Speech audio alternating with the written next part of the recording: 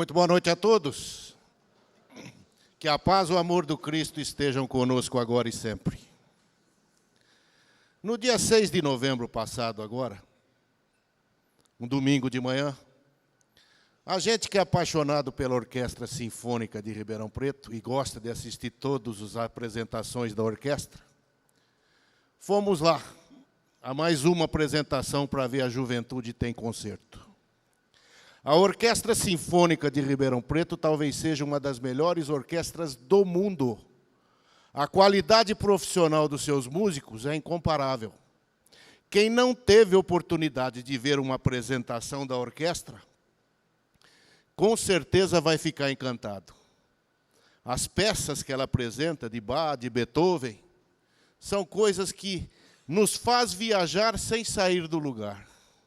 Encantadora, linda.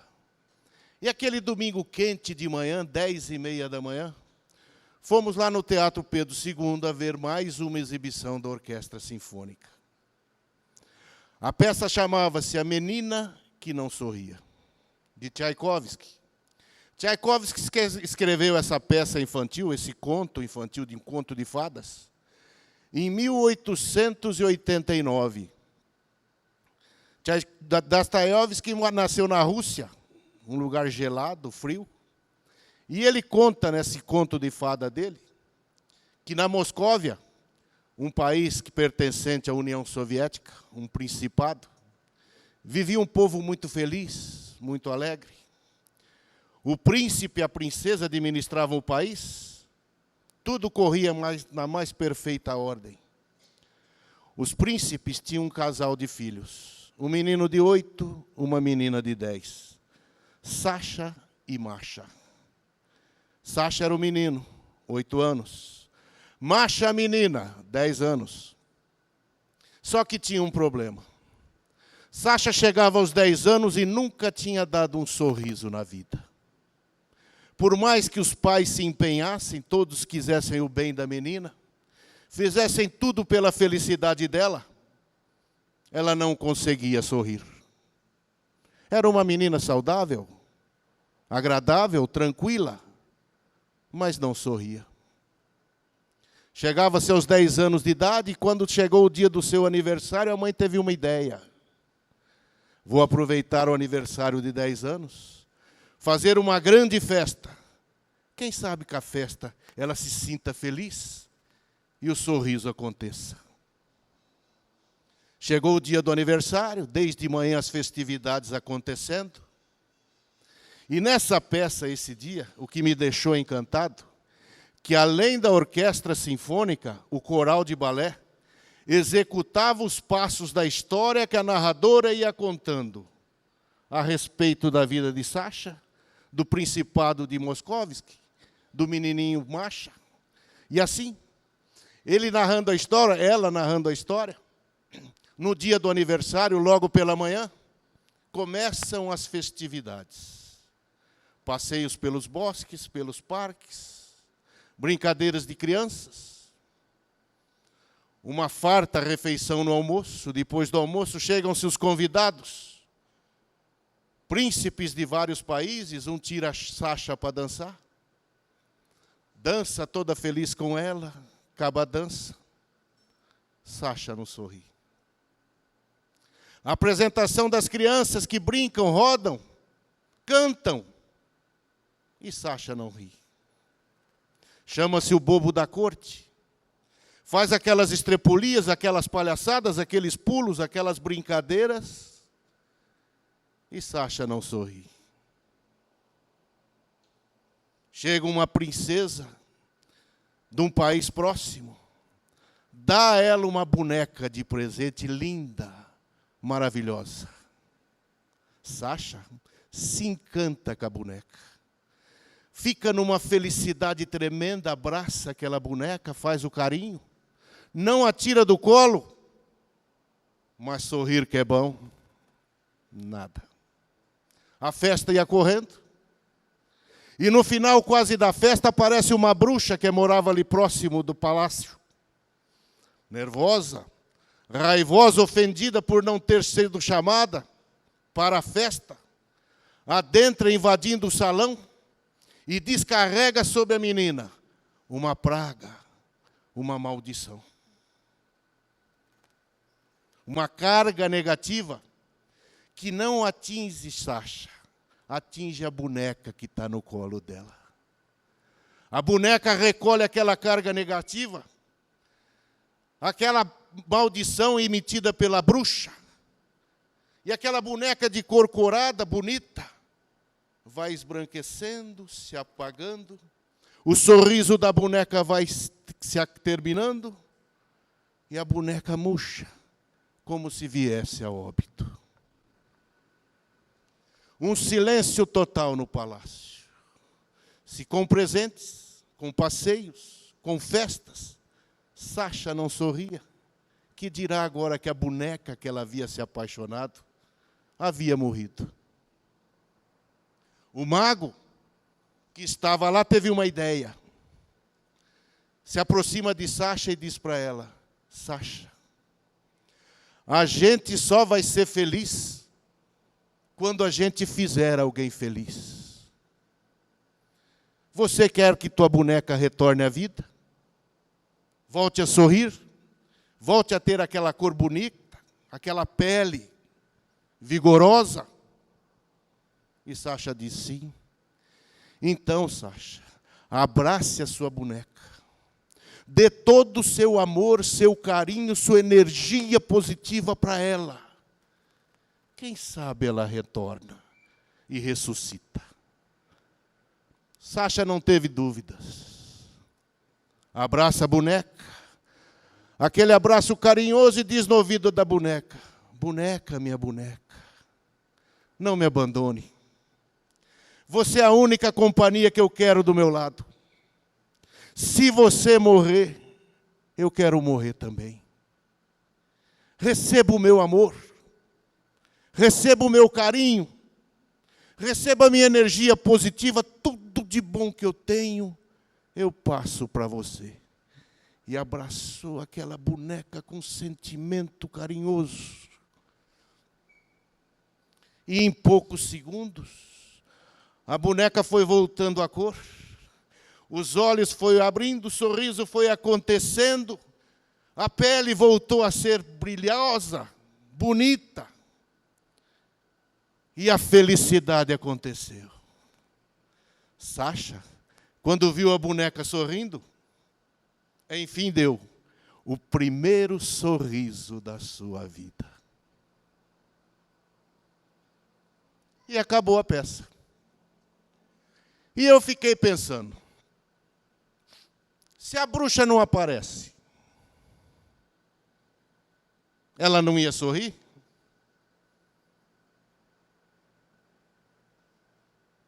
Moral da história. Qual que é a moral da história? Há males na vida da gente que vem para bem. Quando uma catástrofe, uma tragédia, uma coisa ruim se abate sobre nossa vida, e nós achamos que estamos no fim do túnel, que não temos mais saída, que é dali para pior. O nosso conhecimento espiritual é tão limitado que a gente nem desconfia que a espiritualidade às vezes está interferindo para mudar a nossa vida. Às vezes, é necessário nós chegarmos ao fundo do poço para começarmos de novo. A flor só surge no meio da pedra, dos lugares ruins. A árvore que leva as pedradas são a que dão os melhores frutos. Então, quando a tristeza, quando a tragédia se abater na nossa vida, o que a gente deve pensar? Que há males na vida que vêm para bem.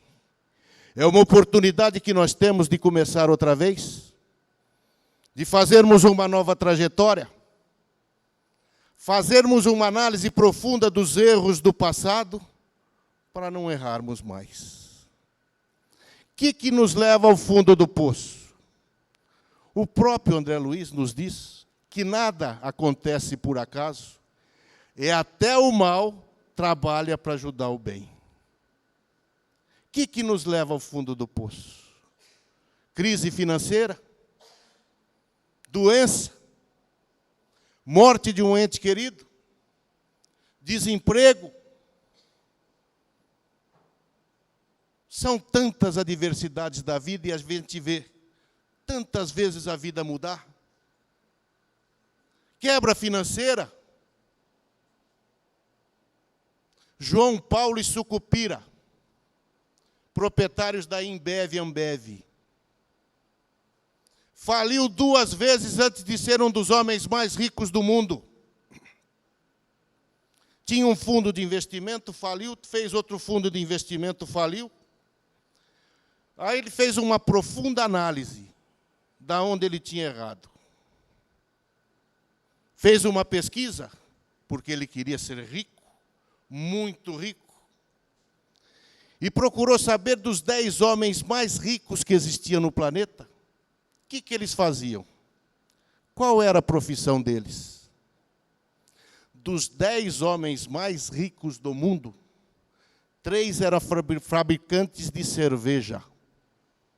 Um americano, um holandês e um mexicano. Ele estruturou a sua nova empresa,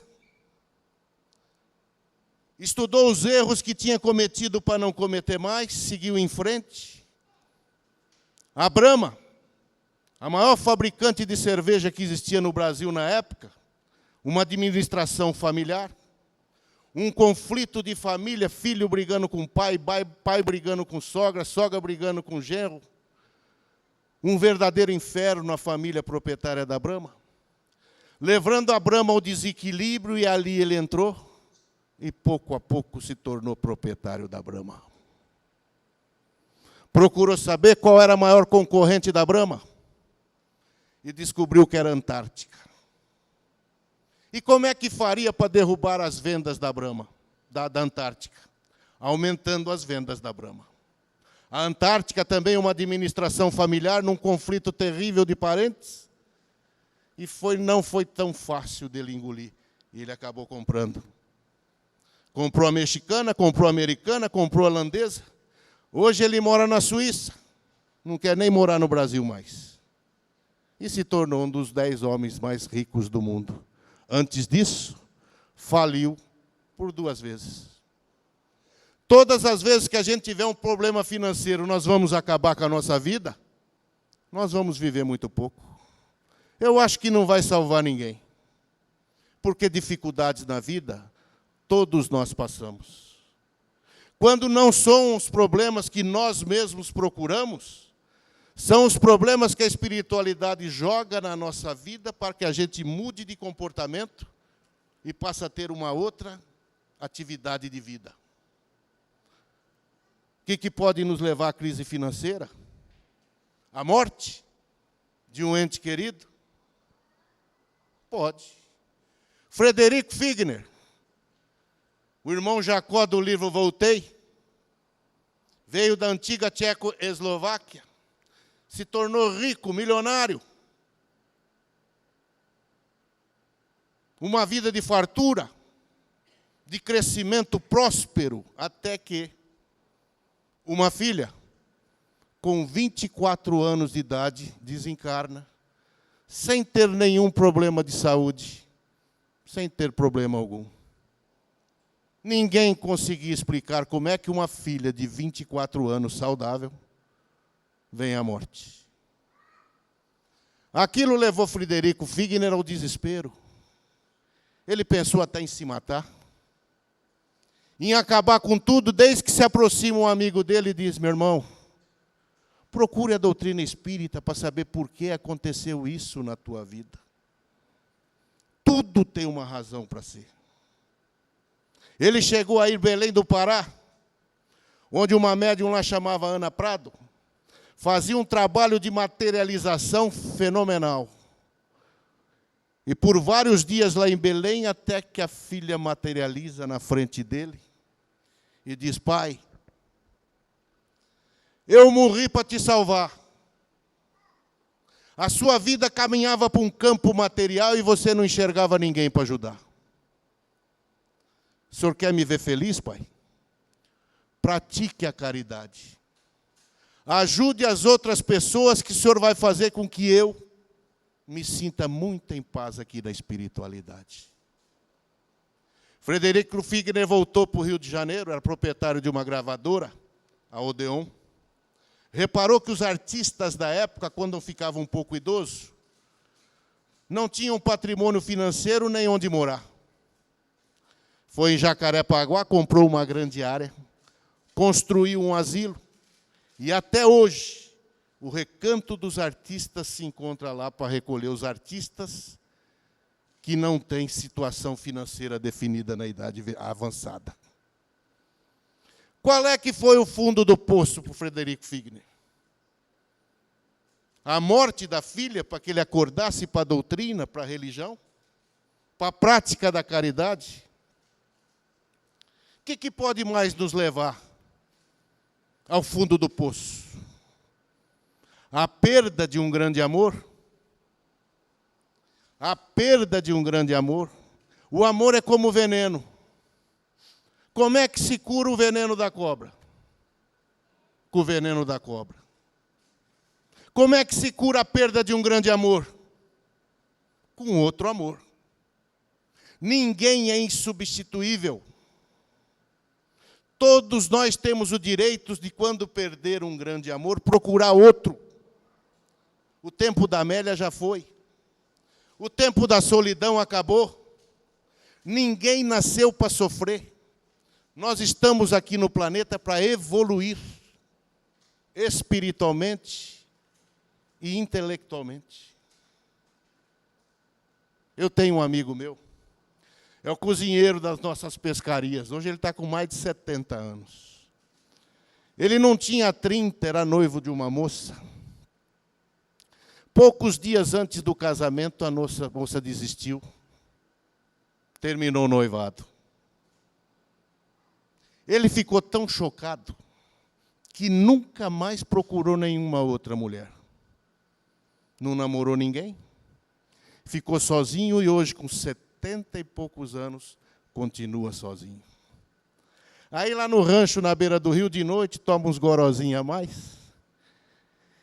E quando ele toma umas a mais, ele fica chorando. E chora, chora que nem criança. E fala assim para a gente: por que ela fez isso comigo? Por que ela me deixou? Eu amava tanto aquela mulher e ela fez isso comigo. E eu, para consolar ele, falo: Dema, você não sabe a tragédia que ela está hoje. Foi um bem na tua vida. Não, ela é linda, maravilhosa. É o ditado, né? Quem ama o feio, bonito lhe parece. E chora que nem criança a perda daquele grande amor. Faz mais de 40 anos e ele não esqueceu. Kardec nos ensina, e a medicina comprova, que a nossa auto-obsessão é o que nos leva ao sofrimento. Muitas doenças nós mesmos causamos para nós. Quando a gente guarda dentro da gente o rancor, o ódio, a raiva, a insatisfação, a gente está se contaminando, intoxicando o nosso espírito. Aquela carga venenosa do pensamento ruim reverte para os nossos órgãos e provocamos a nossa doença. A úlcera, o mal-estar, muitas doenças que, através do pensamento, transferem-se para os nossos órgãos. Responsabilidade nossa, pela nossa auto-obsessão. O que pode mais nos levar ao fundo do poço?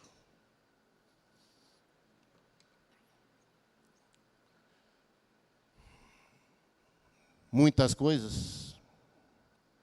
Charlie Chaplin dizia que um dia perdido é um dia que a gente não sorri. E eu fiz uma pesquisa através do sorriso da menina Sasha, e posso confirmar com vocês. O sorriso é uma válvula de escape para o nosso organismo. Quando a gente estiver rancoroso, com raiva, com ódio, querendo esganar um, jogar uma pedra na cabeça de alguém, se a gente esboçar um sorriso, a gente descarrega através do sorriso toda aquela carga negativa que está dentro de nós. O sorriso é uma válvula de escape que nós temos para sofrer menos. Nós temos que fazer que nem o japonês faz. Vocês já viram que o japonês vive rindo? Não é à toa que é a nacionalidade que mais tempo de vida tem, porque se você fizer uma pesquisa, os mais idosos são os japoneses. Os mais saudáveis são os japoneses. Não é só porque sorri, não. É porque tem uma educação na alimentação e na vida que leva regrada, praticando exercício e esportes que fazem bem para o físico e para a mente. É isso que nos ajuda a ser saudável. Mente sã, corpo são. O japonês, além de saber comer, saber praticar esporte, ele vive rindo. Leva cada ferrada, cada trombada e está dando risada. Não tem nada melhor que a gente rir da gente mesmo com as burradas que a gente faz. A gente para e fica rindo que nem bobo. A raiva vai embora. O desânimo acaba. Nós temos que aprender a sorrir. Essas adversidades da vida acontecem sempre. Não é uma vez ou outra que pode acontecer. O que mais que pode nos levar ao fundo do poço? A doença. Uma vez um menininho de 5, 6 anos chegou em casa com uma cartinha da escola e entregou para a mãe. E perguntou: mãe, o que a tia mandou escrito na folha? Ele não sabia ler, não tinha aprendido ainda. E a mãe pega a carta e diz para ele: diz o seguinte aqui, filho, que você é muito inteligente, que você tem uma inteligência tão grande, tão avançada, que a escola não tem capacidade de ensinar você mais nada. Que é para você ficar em casa e eu mesmo ser a tua professora.